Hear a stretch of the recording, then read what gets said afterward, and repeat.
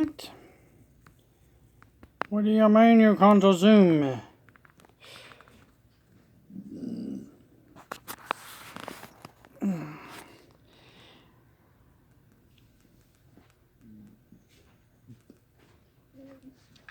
Alright, you guys watch the crazy videos with my crazy mug on. I guess y'all like the rants, raves, vlogs, or whatever's. So, if y'all like them so much, y'all need to comment down below what you would like to hear me talk about. Okay? Because I'll do crazy raves, discussions about stuff and whatnot. But y'all gonna have to tell me what y'all want to see or hear. Technically hear from me. And if you want me to do a crazy thing that I don't like every day, I can do that. I can do things I like every day, don't like. You can comment down below things you'd like to hear me discussions,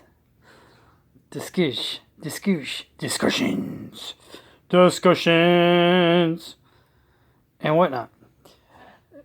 If that's what you want. Boards, games that come in boxes that are bigger than they are. Yeah, that's one thing I don't like what Mom said.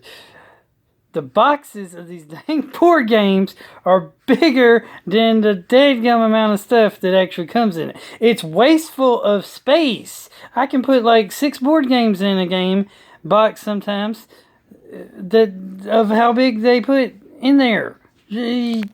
Why? Yeah, you got this big old box.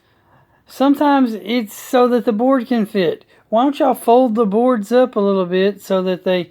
they take up less space or something. Yeah, they usually come with these plastic inserts. But the thing about these plastic inserts is it's to hold the pieces. I don't like them.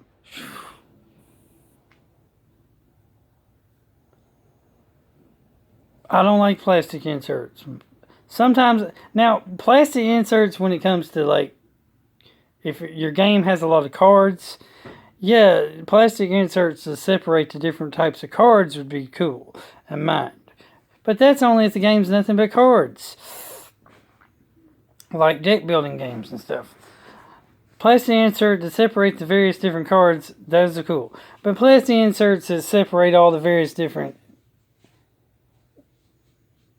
military or miniature units, that's unnecessary. They take up unnecessary, unwanted, unneeded space that you just... No, you don't need. Because there's this thing called the Ziploc paper bag that you can just... plastic bags. You can easily just put your pieces and separate them on your own in Ziploc plastic bags. They're so much space saver. It's way better. Now... I know some people like the crazy organizational thing, but me,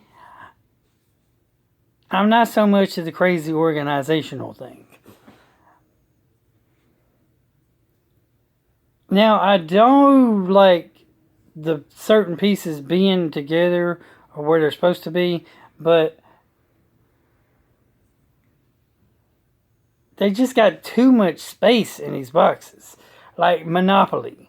Okay, the board is like 12 inch, like a foot long.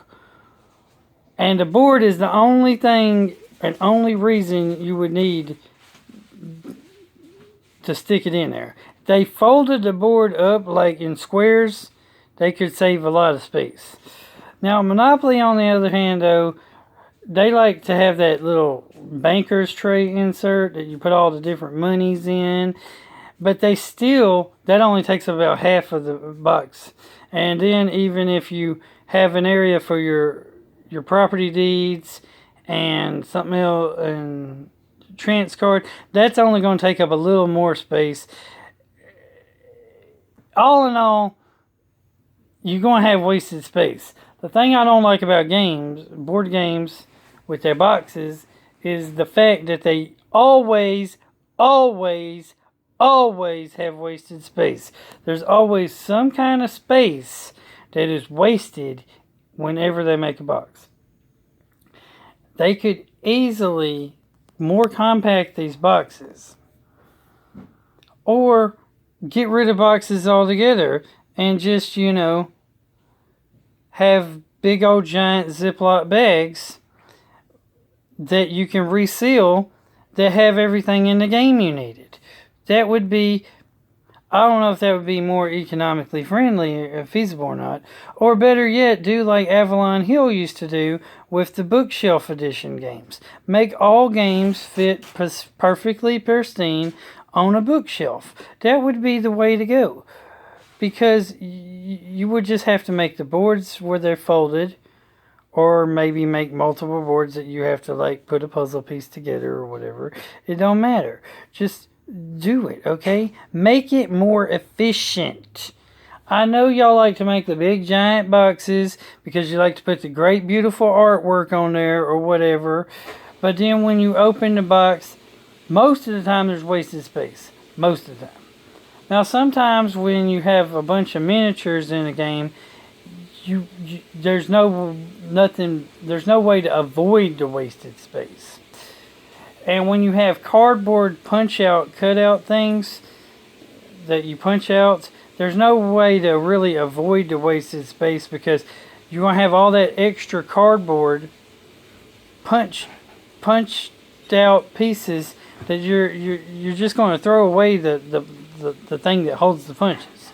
Then you're going to put the punches in plastic bags, which you're going to do anyway. Anyway, they're basically they waste a lot of space. They do it with toys, they do it with games, they do it with everything. There's always space wasted. Wasted space.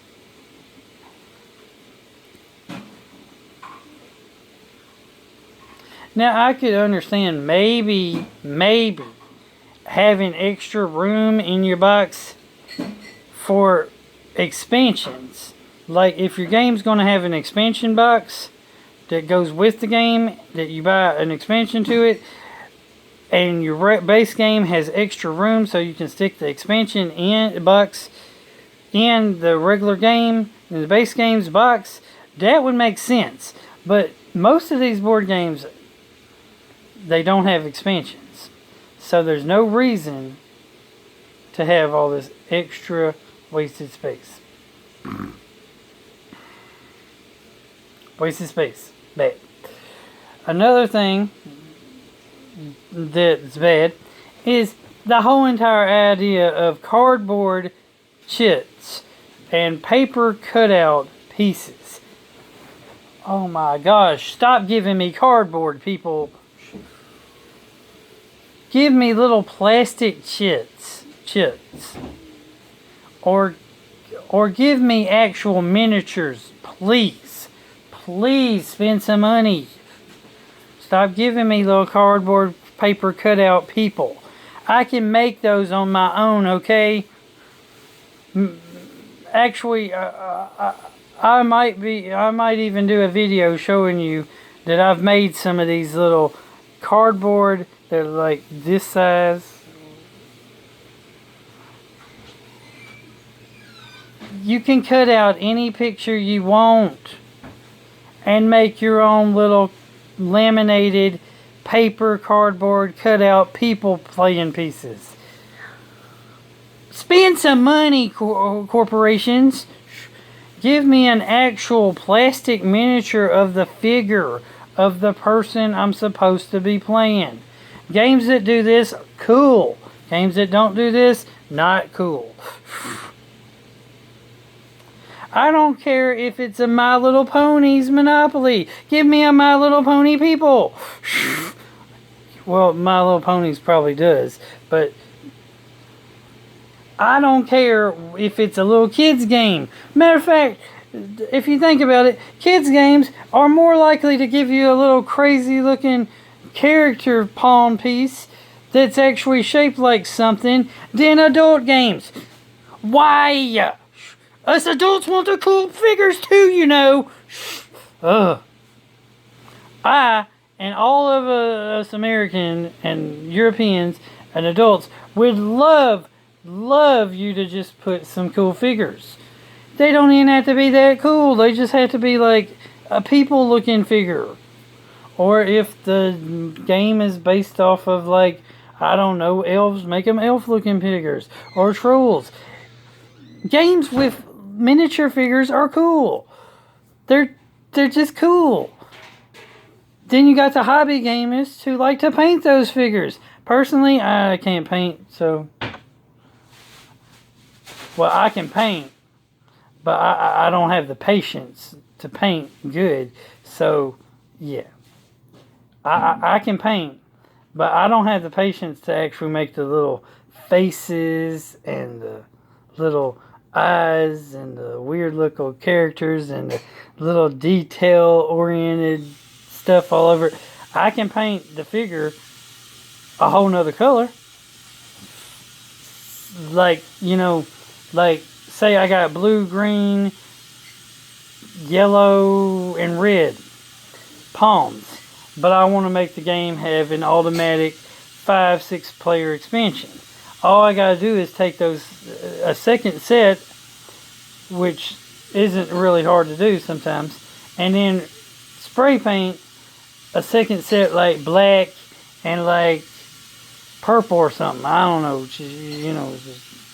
and make two new figures or factions for existing game. That I can do. That's no problem.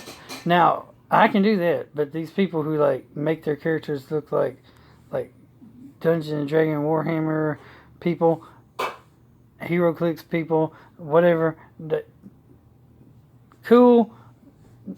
Good job for you guys. Cool. But I want to get involved in the game and actually fight. These people, they either have too much time on their hands, or they don't really play the game that much, is what I'm thinking. Because if they played the game a lot, they wouldn't be worrying about painting the figures.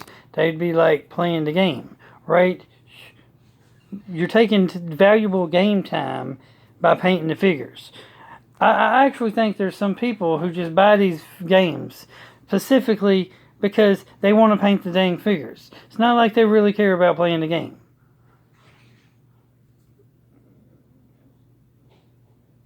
There's probably people out there who they specifically buy figures just to paint them.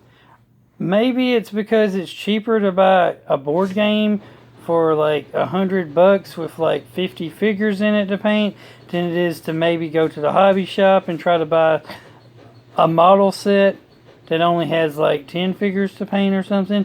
I don't know. That maybe it's cheaper. I don't know. Maybe that's why they do it. If you know why and you're a painter, please explain to me why y'all spend hours to paint something when you could be spending hours to play the game. Please comment down below why y'all do that. Thank you. Another crazy thing about games in general, that they do is the fact that the games hardly ever pieces. Oh my gosh, pieces. The pieces. I hate the cardboard pieces. If you're going to have gold cardboard pieces, give me some gold like chips, like little poker chips or something. Not big ones, like little ones, Same size as the cardboard, but like plastic or maybe little stones or something, that are shaped like the actual item that the chit is supposed to represent. Like if you're going to have like food, give me like little hay bales or something. If the hay bale is the food thing, make it an actual little plastic hay bale or something. Just come on, plastic, cool miniatures. It makes the game look better on the board when playing it. And in your pile of stuff that you own, you actually look like you got something. And instead of, I got these cardboard shits that's supposed to represent 5 gold. doesn't even look like gold. So this is supposed to represent a sheep. It doesn't even look like a sheep. Give me an actual sheep.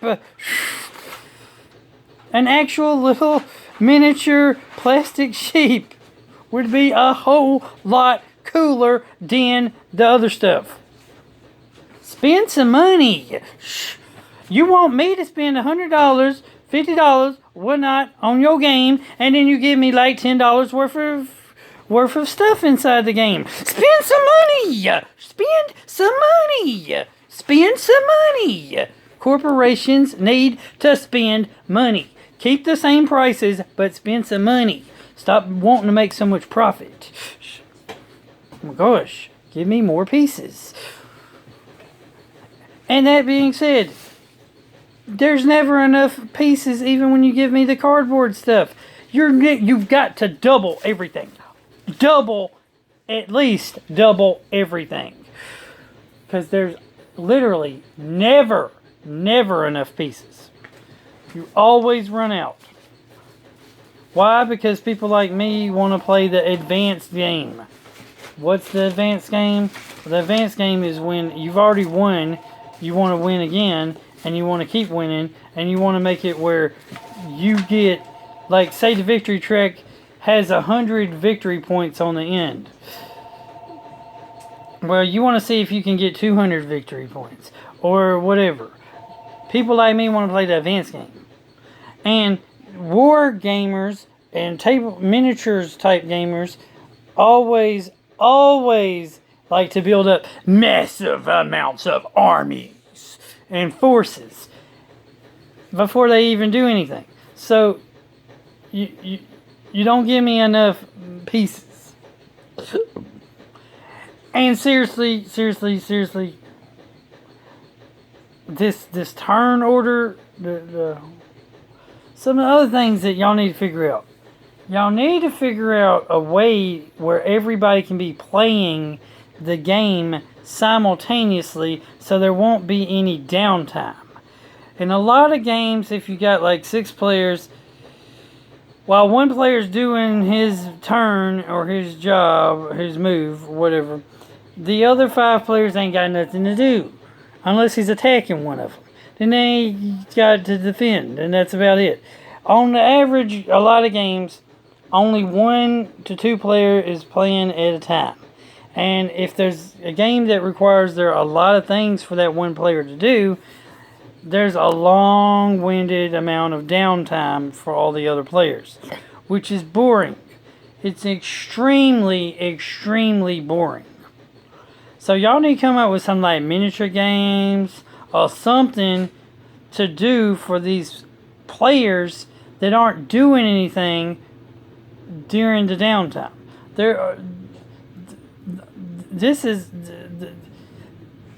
And then if you got way too many things to do, it can also be bad for the game. Because if you got a whole lot of stuff to do, the player's turn, he's going to suffer from what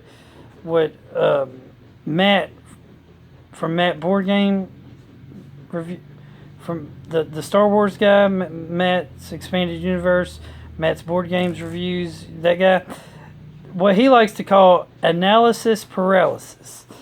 When you have way too many things and options on your table that you're trying to figure out what you want to do, which suffers and hurts the downtime. Because if you're the player playing the game and you're thinking about all these different things you could do, the other 2, 3, 4, 5, whatever players literally don't have anything to do while you're thinking, which just makes the game take longer. Games need to be able to go fast, but they also need to be fun. They also need to not go too fast, but they also need to have enough stuff in them where people can think about what they're going to do and be strategizing, but they need to be able to have all this strategizing being accomplished when it's not your turn. That way, like, you should be able to pick what you're going to do when it's not your turn. Not wait until it's your turn before you get to decide what you're going to be planning on doing. And there should be stuff for the other players to do while it's not their turn, so they won't be bored and sitting there going, is it my turn yet? Can I play yet?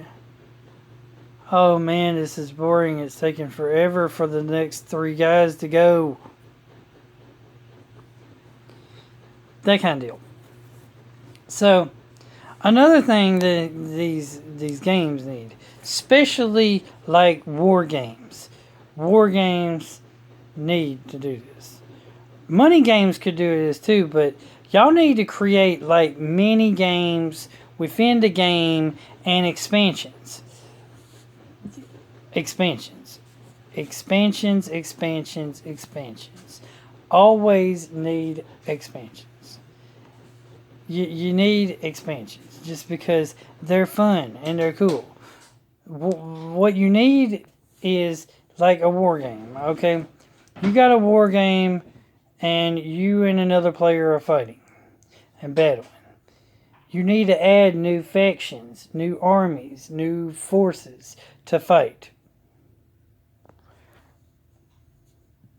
A lot of these miniature games do it, but I'm not talking about miniatures games doing it. I'm talking about like these little basic war games like Risk and stuff.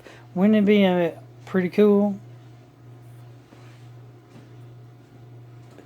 Another thing that would be pretty cool is if, which I've already done some of this myself, is if businesses that have multiple copies of the same game, for example, Monopoly, Risk, Clue, there's all kinds of different special editions, right, of the same game.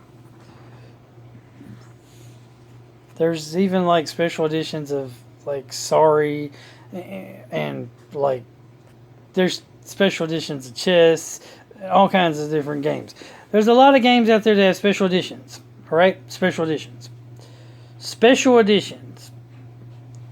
Now, what would be cool is to see is if somebody at that Hasbro, because Hasbro's the one who does most of this, or USAopoly or whatever, would figure out how to combine more than one special edition game with each other to create a new, unique experience where you have crossover universes.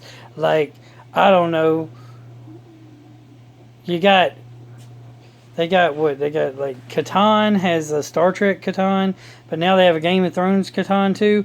Well, I don't know how Game of Thrones and Star Trek would work together, but wouldn't it be cool? Don't you think it would be cool to have both of them at the same time in the same game? The rules are basically the same, right? Okay, so cool. Or I don't know, like, okay, Risk has like multiple copies of Risk. They got like all kinds of copies. I've actually done a list of ones that would fit together better because they got some space versions, they got some medieval type-ish versions, they got all kinds of different ones. Like, for example, they have a Game of Thrones Risk and they got Lord of the Rings Risk. Those two would work perfectly together because they're both basically medieval fantasy settings. You just got to figure out a way to put both boards together, and maybe the expansion would add ships or something so that people could get ships and they could put their men on board a ship, and it would take them a turn or something maybe to cross the ocean or something so they could go to the next board because, you know, it's on another continent or something. I don't know, but figure this stuff out, people.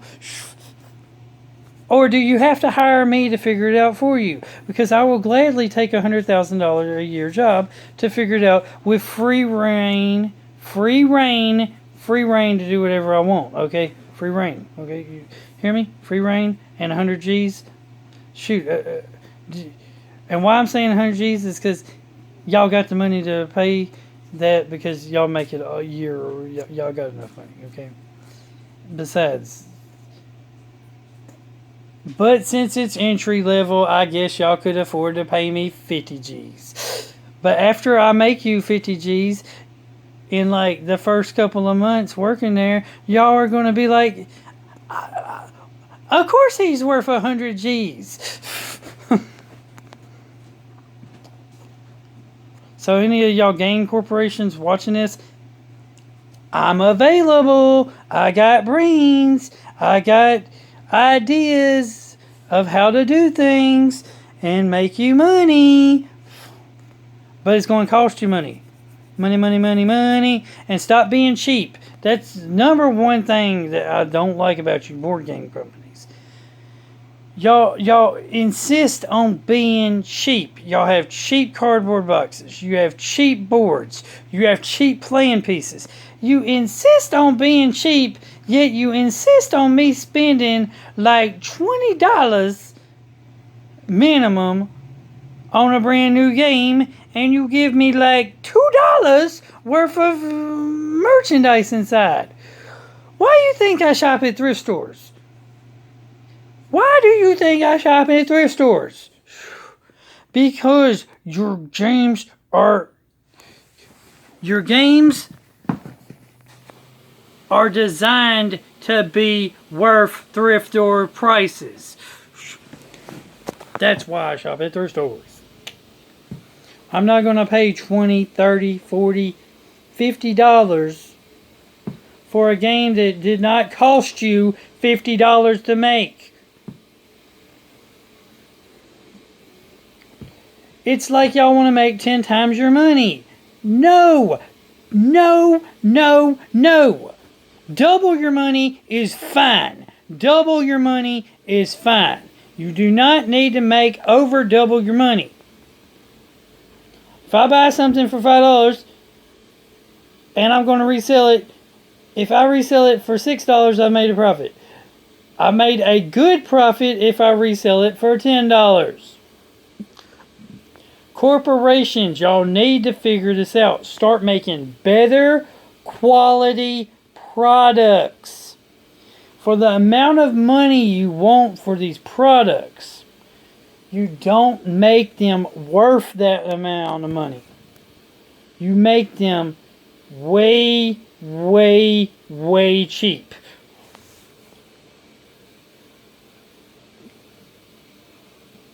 Why do you think that these products and toys and stuff sit on the shelf for long, extended periods of time?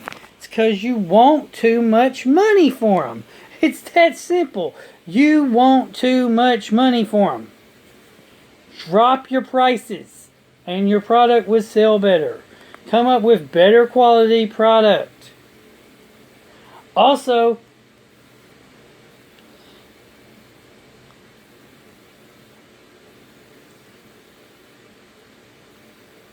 when I was younger, vehicles and play sets, everybody had them. It didn't matter what line of toy it was. Just about everybody had play sets. They had vehicles to go with your your action figures. Nowadays, you hardly ever see that. And if you do see that, a play set costs you an arm and a freaking leg, okay? An arm and a leg. Playset should not cost an arm and a leg. They're too expensive.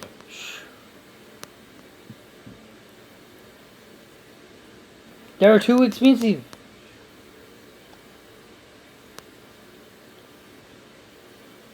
And then the quality of them. The quality of the toys that we get nowadays compared to the quality of some of the toys we got back in the day. Oh my gosh, they're pieces of junk.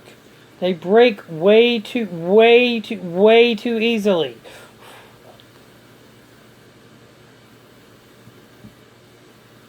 Too easy. So there's just a few of the things that this is a little rave of stuff that I kind of dislike about board games. Now I love board games. Don't get me wrong. I love it. But I love toys and all that good stuff. They're awesome. They're cool. But I'm not going to pay high dollar prices for it. I'm not going to pay high dollar prices for cheap product.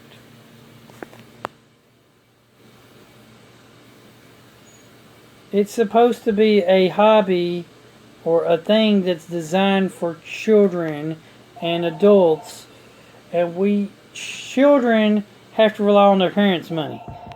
Parents don't want to spend a whole lot of money on their kids. They already got to buy them food and clothes and school junk and food. They don't have a whole lot of extra money to buy toys. Then hobbyists. Oh my gosh. Hobbyists apparently must have high paying jobs, like they making millions of dollars or something. At least that's what you think, right? Because the prices of these toys, and then this hobbyist goes, yeah, I just bought this, it only cost $500.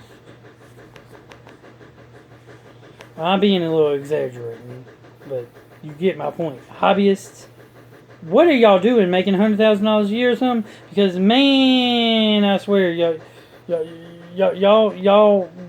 videos, unboxing reviews and stuff. It's cool. Don't get me wrong, it's cool. But y'all spend like $50 on a figure or $100 on a statue or something. I'm like, really? How? How do you have that kind of money? Anyway, remember, God is good all the time. All the time, God is good. Keep on gaming. Keep on collecting. Like, comment, subscribe, and share. And tell me some things that you would like me to talk about, discuss. Yeah, just, tell me why. Tell me some stuff you'd like to talk about. I'd like that you'd like to hear me talk about. Comment down below something you'd like to hear me talk about. Laters.